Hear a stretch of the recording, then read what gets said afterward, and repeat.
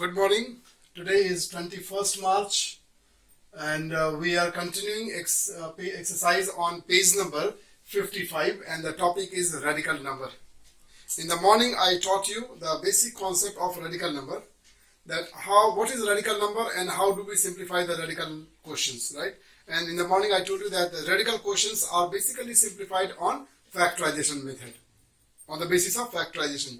That factorization can be a general factor method or can be prime factor method. If you all have any doubt or you find any difficulty solving the question, please do not hesitate to ask me question in the WhatsApp group, right? So, this question is very similar to question number 2. In question number 2, yesterday we arranged some different type of radical numbers in ascending order.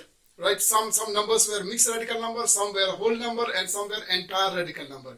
So we arranged them in ascending order, and when we arranged them in the ascending order, we did it by comparison. We did it by comparison method, and for comparison method, what we did is we converted all the numbers in the entire radical form, and then we have compared and then arranged them in ascending order.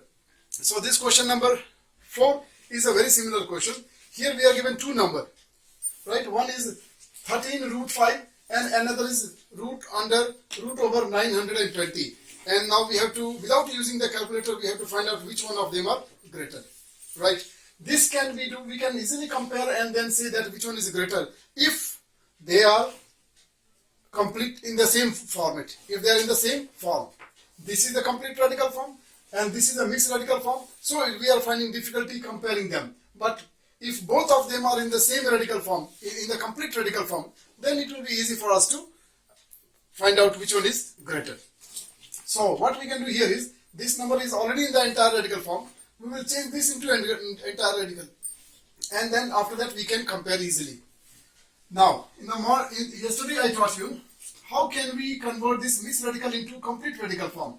I told you that the whole number part will have to be squared and then entered in the radical sign, inside the radical sign, then it will become an entire radical number.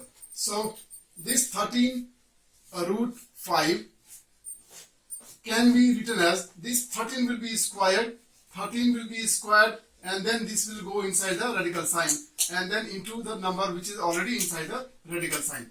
We can now multiply 13 square, means it will be 169 and then into 5, right? And then further you multiply, the product of these two is 845. And then this is root over. Now look here, this also became entire radical number. This was already the entire radical number. And because the radical signs are same, the advantage is the radical signs are same. If the radical signs are different, then we cannot find out. Then we cannot compare. So there is a condition that the two radical sign has to be same. Only then we are able to compare. So you can look at the radicand. Radicand means the number inside the root sign. So which one is greater? The one which one is the radicand which one is greater will be a greater radical number. So this number is greater, therefore we can write, therefore root over 920 is greater than root over 845. Is it okay? And this 845 came from where? Here. Therefore this implies root over 920 is greater than actually 13 root 5. Is it okay? This is your question number 4. Thank you. Okay. The next question we have is question number 5. Question number 5. Right? This question number 5 is not a numerical type of question. No. This is a reasoning based question. Right? So we are given 3 different situations, and for those 3 different situations we have to find out the alternatives, the answers. So the first one is, find a number which can satisfy this given condition. Right? Give an example or a value for this given situation. The first situation is, the square root of that number should be a whole number, but the cube root of that number is not a whole number. So we have to find out. Okay? So look at that, which part is giving you the whole number. That is more important.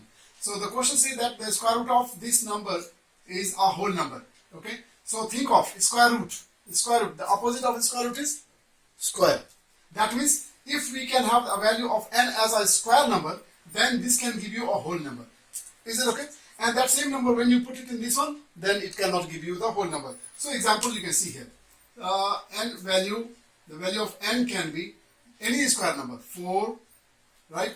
Then 9 or 16 or 25 or 36 or 49. There are infinite possibilities. There are infinite perfect square numbers. Any one of these perfect square number, when you put it here, it can give you a whole number. But if any one of these, you can put it in this one, because none of them are perfect cube. If they are not perfect cube, then it cannot give you a perfect a whole number. Is this very clear? So here we are looking at which part of these two, which part out of these two can give us the whole number. So focus on that, and then according to that, you have to think of in the opposite way. Square root of a number is a whole number. That means the value of n has to be a square number, because the radical sign used is square root. Clear? Now the second situation is square root of n in its simplified form is an entire radical. Entire radical means complete radical. Okay? Not mixed radical, complete radical. Is there any number which when we put here and you simplify, it remains as entire radical, and for the same value of n in this gives you a whole number? I told you, you have to look at that part which can give you the whole number. So we will concentrate on this part, right? We will concentrate on this part. So if I take n is equal to, if I take n as equal to, the first cube is cube of 2, will be 8, right? When I put this n as equal to 8, then this gives you cube root of 8 as equal to this is because perfect cube, so it can come out as a whole number, and the whole number answer will be 2. But when I put the same number in this one, square root of 8, if I put it in this one, what will happen is you will factorize this. You will factorize this, and then this can be factorized as 4 into 2, right? And then when you have factorized, you have got a perfect square number. You got a perfect square number, and therefore this will be finally as 2 root 2. So you took the value of n as equal to 8, which gave you a whole number. But when you have put the same number in this given condition, it does not give you the entire radical. In fact, it is giving you a mixed radical number, right? Likewise, you can have any other perfect cube number like a 27 or 64 or 125 or 216. You take any perfect cube number, this part will be able to give you a whole number. So this part can be satisfied. But when you put the same number into this part, it is not able to give you the entire radical. It always gives you a mixed radical. Therefore, there cannot be any number to satisfy these two conditions. Understood? So the final result is no solution. No solution. There is no value of n. There is no value of n. There is no value of n. Is it well understood? Okay. Now the last part. This question is very close to this one with a small difference, right? Here the question says that the square root of n is a mixed radical.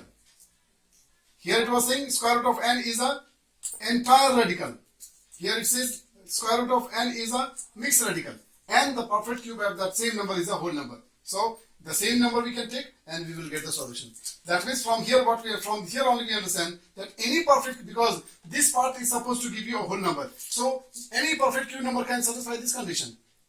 Any perfect cube like 8 or 27 or 64 or 125, any one of these perfect cube number, you put it here, it will give you a whole number, and that same number when you put it here, it gives you the mixed radical. Is it very clear? So for this we will have infinite solution. So any n is equal to, the solution for this will be n will be equal to the perfect cube 8, or I said 27, or I said 64, or I said 200 and 125, or I said 216. Like this, there are so many infinite solutions. Hope this is very clear. This was your question number 5. Thank you. After question number 5, the next question number 6 will be your assignment, because it is very similar to question number 5. Okay. Now we are moving on to question number 6. Question number 6, we are given a condition. M is equal to 3 to the power 6 into 5 to the power a into 11 to the power 3. This is one equation, right? Look at the power. 3 to the power 6. 5 to the power a. That means we don't know what is a. Okay. So it can be anything. 11 to the power 3. So this is the equation. Now what we have to do with this equation? Question number A. The A part of this one is A part. It says what values for A, if any, would make M a perfect square, right?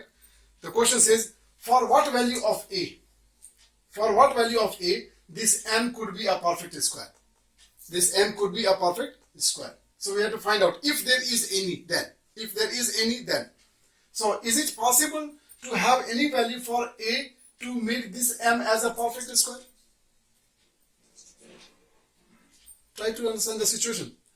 This M is the product of all this quantity. M is the product of all this quantity, right? And the question says you to make this M as a perfect square. Clear? Now, this M could be perfect square if and only if each part can be a perfect square. If each part becomes a perfect square, then only as a whole this M also can be a perfect square, because M is the product of all this quantity. Is it okay? So here it's very important for each term to be a perfect square. Is it okay? Now, before we find out a value for A to make it a perfect square, we have to first of all check the other two quantities. If these two are perfect square, only then we can think of a value for A. If this part is a perfect square and this part also is a perfect square, only then we can think of a value for A to make M a perfect square. If any one of these two parts is not a perfect square, then there is no point of discussing about A. Are you getting me? Okay. Now, how we will know whether this term is a perfect square or not? Okay. So, for that, you have to look at the power. If the power of this number is an even number, that means this term can be a perfect square. So, what do you see? This 3's power, is it an even number? The power is 6. Is the 6 an even number? Obviously. That means this 3 to the power 6 is a square number. So, this is confirmed that this part is a square number. Now, let us confirm this part. Do we have the power of this 11 as even number? The number is 3 and 3 is not an even number. That means the power of this 11 is not an even number. If the power of 11 is not an even number, that means this part is not a square number. This part cannot be a perfect square. This part is a perfect square because its power is an even number. But this part is not a perfect square because its power is not an even number. Therefore, there is no point of finding a value for A. Therefore, the answer will be there is no value. There is no value of A to make M a perfect square.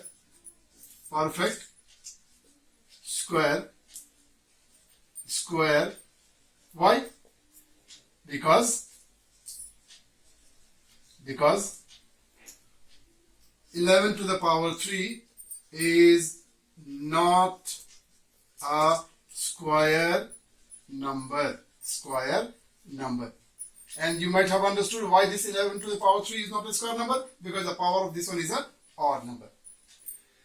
Is it very clear? So this was your part A.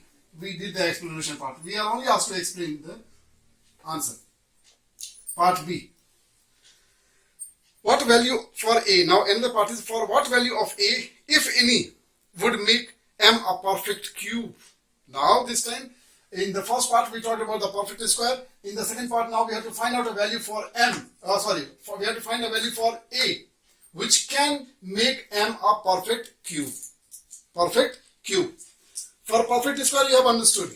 For perfect square what did we check? Is the even power of a number. If the power of a number is even, that means it can be a perfect square. Likewise, if you have to check that, find a value for a so that m can be made a perfect cube. So when you want to make now m a perfect cube, what do we have to check? It's very important. Now let us see what we have to check. If you want to make this m a perfect cube, once again, each part has to be perfect cube. If this part and this part are perfect cube, only then we can think of finding a value for a.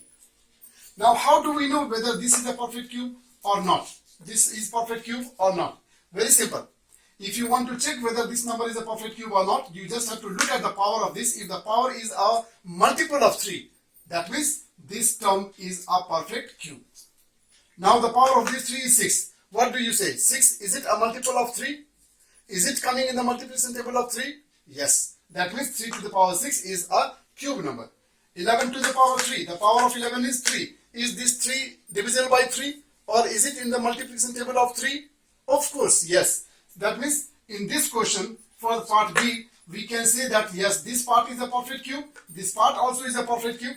Therefore, we can definitely have a value for A, which can make the whole product as a perfect cube, and therefore M can also be a perfect cube. Is it okay or not? Because we have already checked that these two terms are perfect cube. So now we are going to find a value for A. Now the value of A is very simple. What I told you, how do you know that the number is how do you know that the term is a perfect cube? If the power is multiple of 3. That means the value of A can be any number which are multiple of 3. So the answer of this part will be any multiple of 3. Any A can be any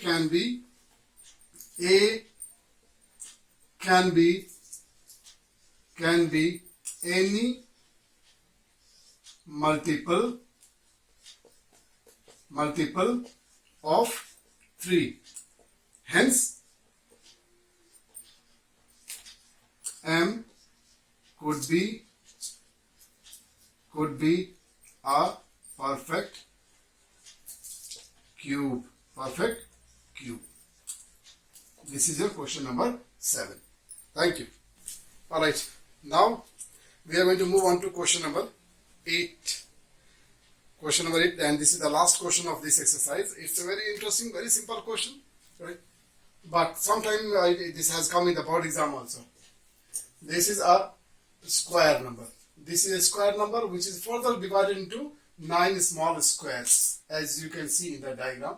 And the length of each side of the small square is 1 unit. This whole is a big square, this is a big square, and the big square is further divided into 9 small square, where the length of each side of the square is 1 unit. Clear? This is your information, and with this information you have to prove that root 18 is equal to 3 root 2. So we can easily do this question. Maybe let us take this as name as A, then B, and then C. Just for our own convenience, we have named it. Now you can see ABC because it is a square, and then ABC is what kind of triangle? Right angle triangle. So we can use for right angle triangle. There is one and only one theorem which we can use. So we can use Pythagoras theorem using Pythagoras theorem. Pythagoras theorem. Right? What the Pythagoras theorem says? That E square plus B square is equal to H square. This is the Pythagoras theorem. Is it alright? Now we are going to start. So P square means AB square. AB square. AB square. B square means BC square. BC square. And H square means AC square. AC square. Now AB square. What is the length of AB? Because the length of one side of a small square is 1 unit, and because along the height there are 3 sides, therefore the total length of this side will be 3. So we will write here this as 3 square. Plus BC also same 3 square. And then AC is what? AC we don't know. Right? AC is AC square. AC square. Is it okay? Because this is Pythagoras theorem. Now here, this is 3 square. This is 3 square. That means 9 plus 9 is equal to AC square. Is it okay? And this implies your AC is equal to AC is equal to root over 18. Your AC is equal to root over 18. Now let us take a small square. Let us take a small square, right? In this small square, we can find the length of this diagonal, right? I will name this as AC dash. Okay. So and then this I will name as AB. This is B dash. So from triangle A B dash C dash, what do we get? Using Pythagoras theorem, we will get this as AC dash is equal to root over AB dash plus BC B dash C dash. Is it okay? Let us write this. A dash B dash, AB dash is 1 unit, and then BC dash is also 1 unit. So this is 1 square, and this is square. This is Pythagoras theorem. So this is 1 square. This also is 1 square is equal to, this is root over 2. Because 1 square means 1. 1 square means 1. So 1 plus 1, 2. This becomes the length of your AC dash. Right? And you know what is AC? AC is 3 times more than your AC dash. AC dash. AC dash. And therefore, we can multiply this 3 by root 2. Is it okay? Now look here. You can say this is equation number 1 and this is equation number 2. Now we can compare one equation and 2. Comparing equation 1 and 2. What do we get? For AC we can write this as 3 to 2, and therefore we can get the result root 18 is equal to 3 root 2. Hence we got the result. Thank you.